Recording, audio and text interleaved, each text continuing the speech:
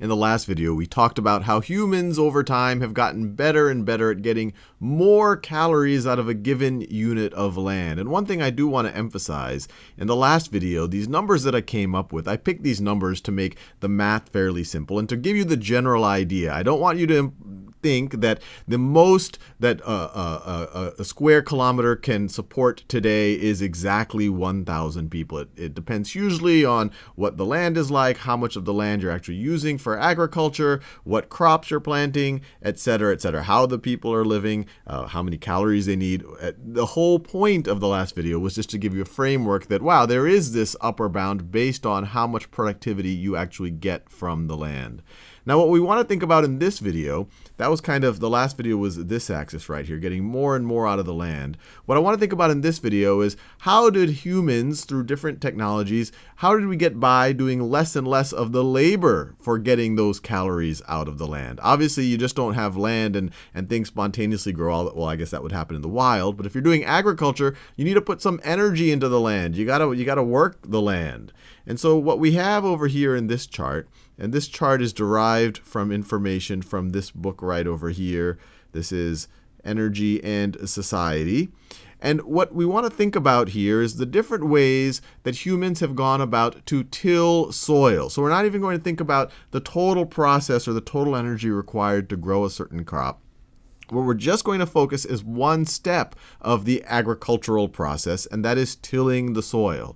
And in case you're like me and you have never worked on a farm, which that's one thing I would like to change one day, is actually go through that process. But tilling the soil is kind of churning it up. So you get the nutrients from the bottom layers to the surface. You dig, you bury all of the remains from the last harvest. You bury all of the weeds so that they die, and you also kind of get air in the soil. What it does is essentially it prepares the soil for the next agricultural cycle. So it's a process that humans have been doing since antiquity.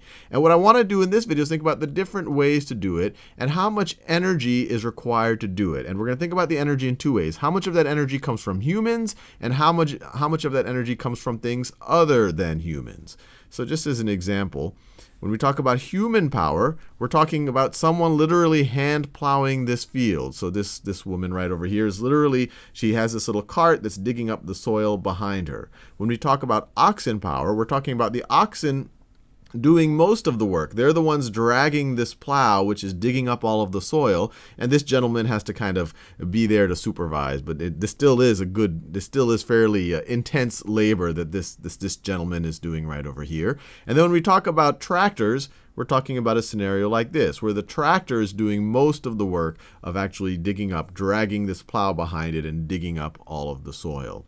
And from this book right over here, that's where we got these numbers. I'll tell you which numbers I got from them and which numbers I kind of reasoned through because I wasn't fully comfortable with the numbers that they had.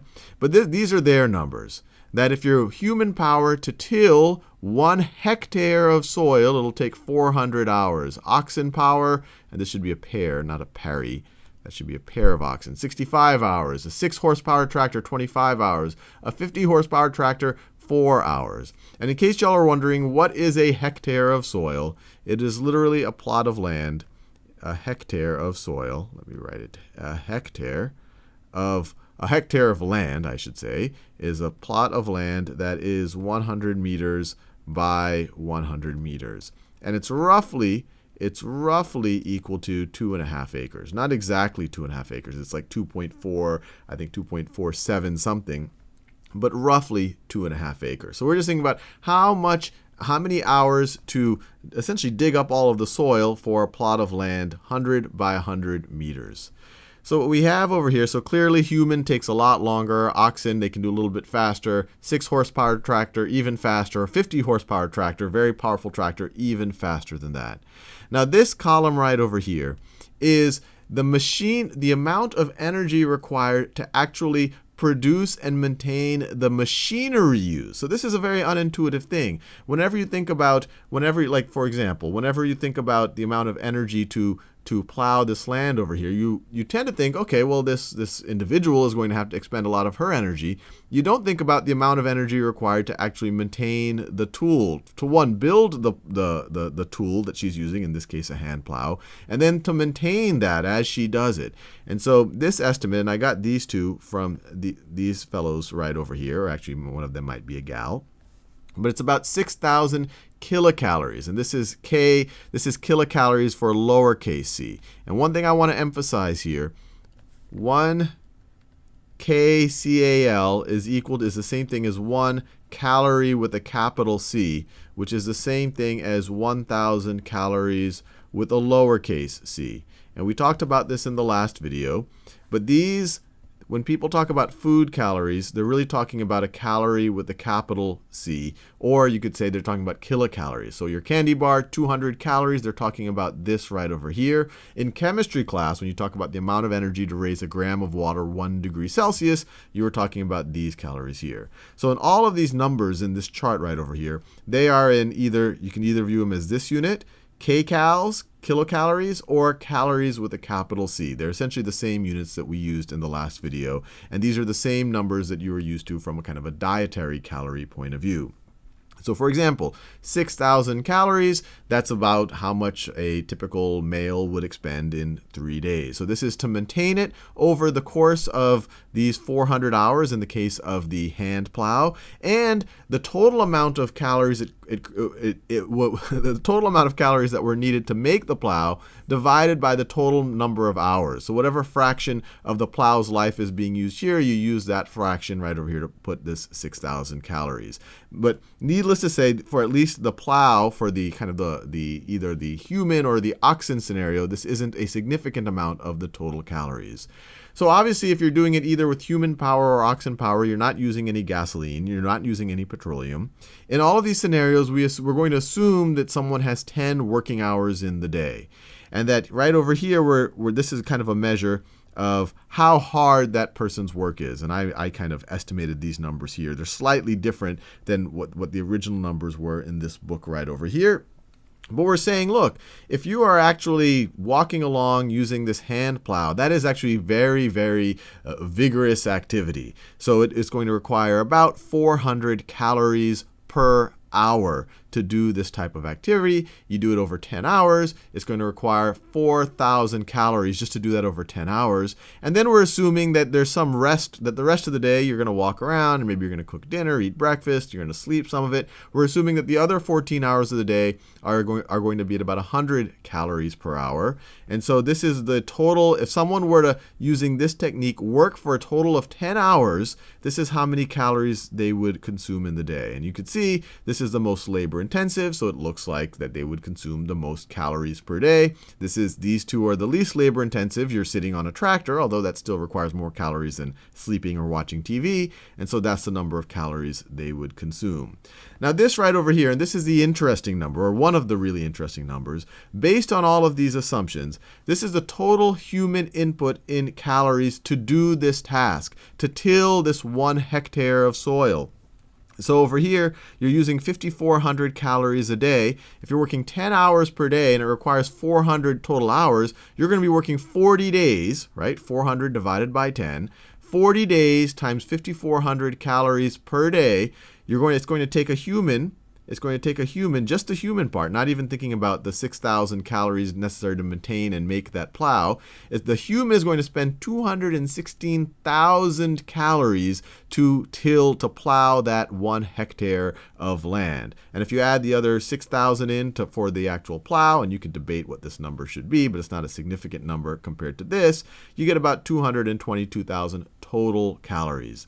When you go to the oxen situation, you're requiring fewer hours, and each hour it requires a little less calories. This is still labor intensive, but not as labor intensive as what this woman right over here is doing. So on a daily basis, you're using a little bit fewer calories, but since you're only doing 6.5 days of this, 65 hours divided by 10, you've significantly reduced the number of calories, the total number of calories that the human needs to put into this task. Now, there still is other energy being done. Now all of a sudden the oxen have gotten involved. And if you assume that each oxen consumes about 20,000 calories a day, and you have 2 of them, so 40,000 calories per day for just to feed the oxen, and you're going to do that for 6.5 days, 65 divided by 10, the oxen are going to consume 260,000 calories to do this task. So the total energy input here now has gone up.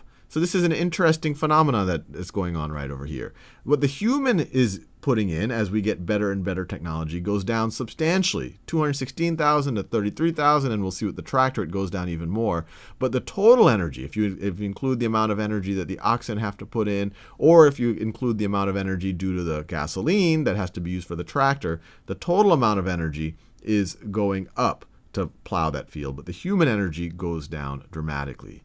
Now, the last thing I want to highlight here, and these are where my numbers depart a little bit or fairly significantly from this original study right over here, this original estimate, is the machinery input on the tractors. So if you look this up, and you can Google search it, they have much larger numbers here, but I did a little research, and it looks like for most petroleum-based, combustion-based engines or vehicles, roughly 20% of the total energy that's used in fuel, 20% of that energy is used for the actual production and maintenance of that vehicle over its life.